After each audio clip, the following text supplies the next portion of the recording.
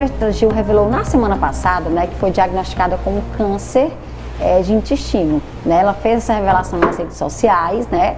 Todo mundo comentou, mas aí ela contou, né, que isso não era uma sentença de morte, mas falou que havia sido internada com dores abdominais, né, que sentiu esse desconforto.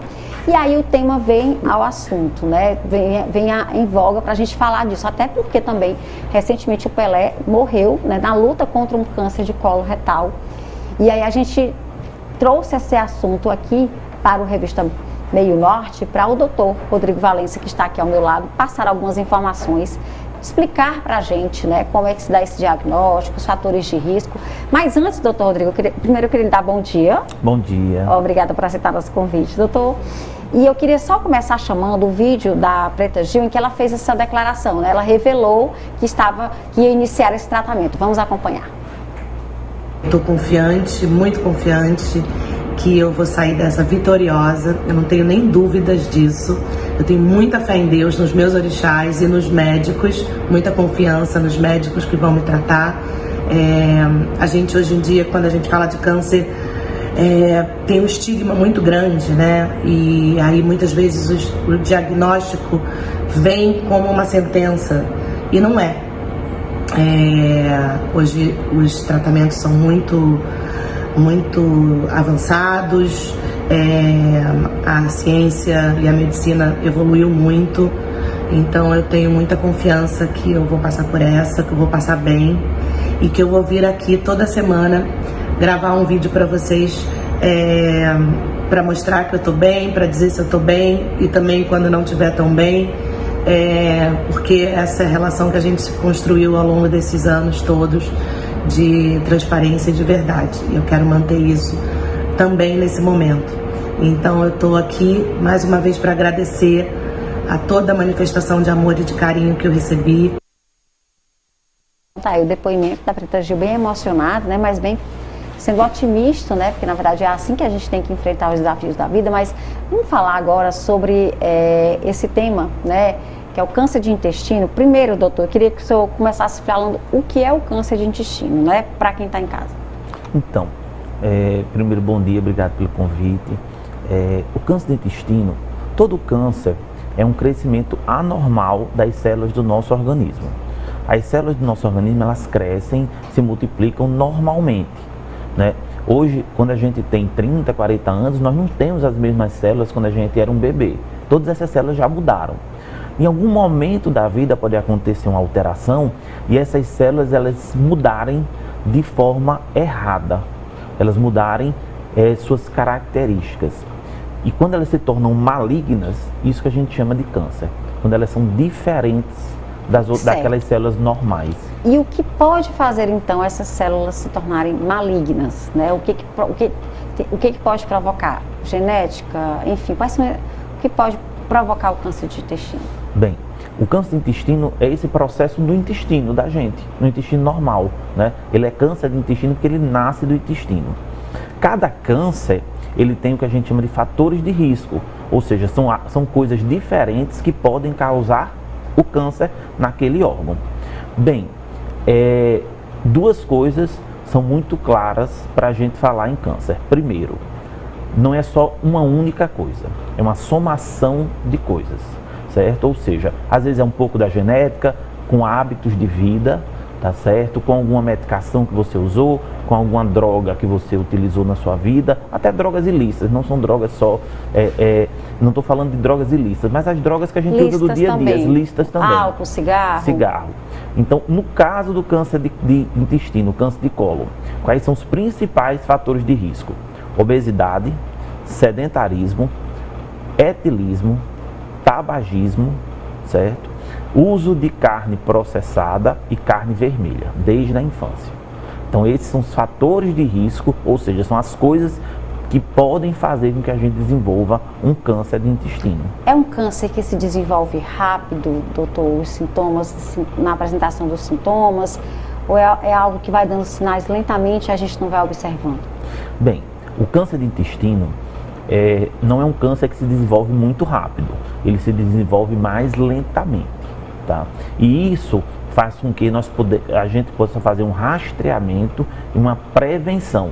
Ou seja, se eu fizer uma colonoscopia, que é um exame de rastreamento, de prevenção do câncer de colo, do intestino, certo? Que o ideal é a partir dos 45 anos eu já fazer uma colonoscopia.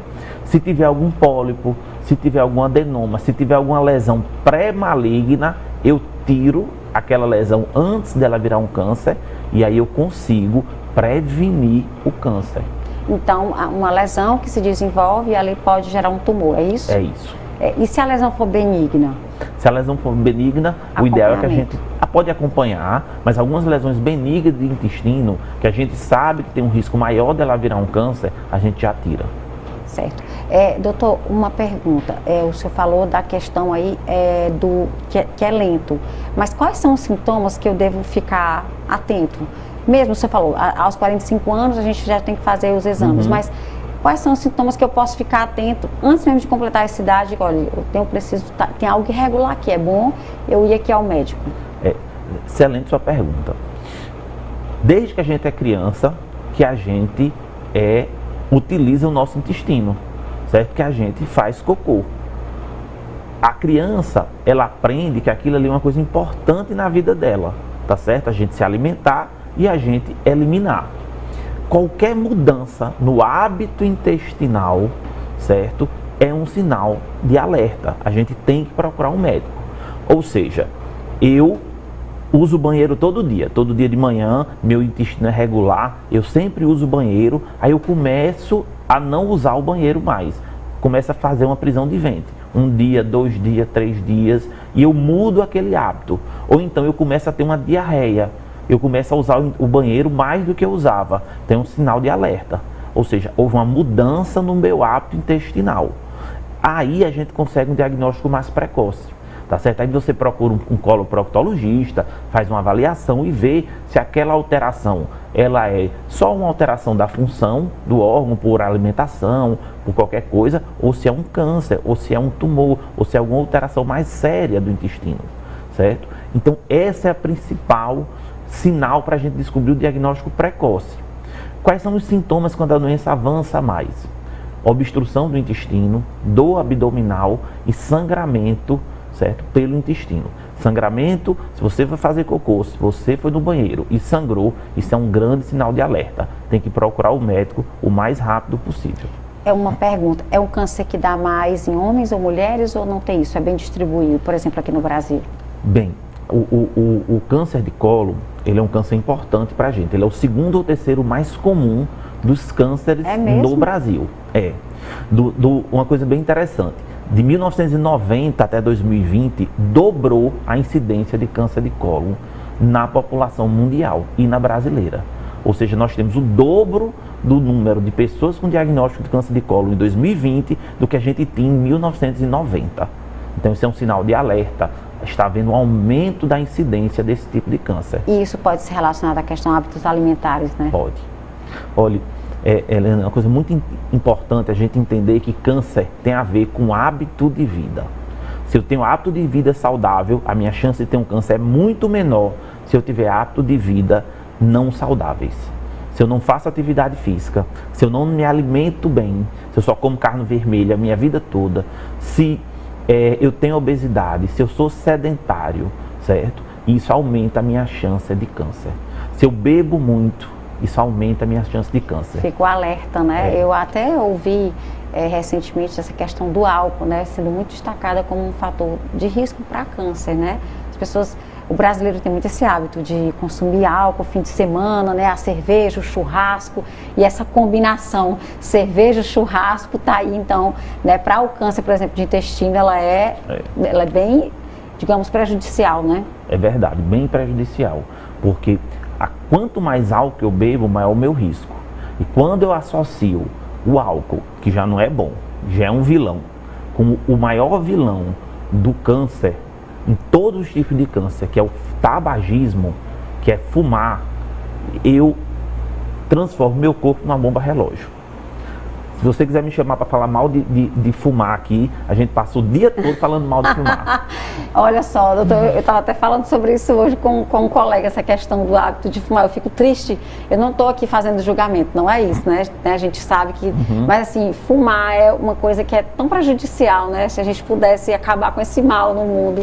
Mas infelizmente a gente ainda tem, né, pessoas que têm esse vício. Fico alerta para você que está em casa repensar sobre isso. Doutor Rodrigo, eu ficaria horas aqui conversando com o senhor, tá? Por sua entrevista, o senhor fala muito bem, de forma muito didática, muito obrigada.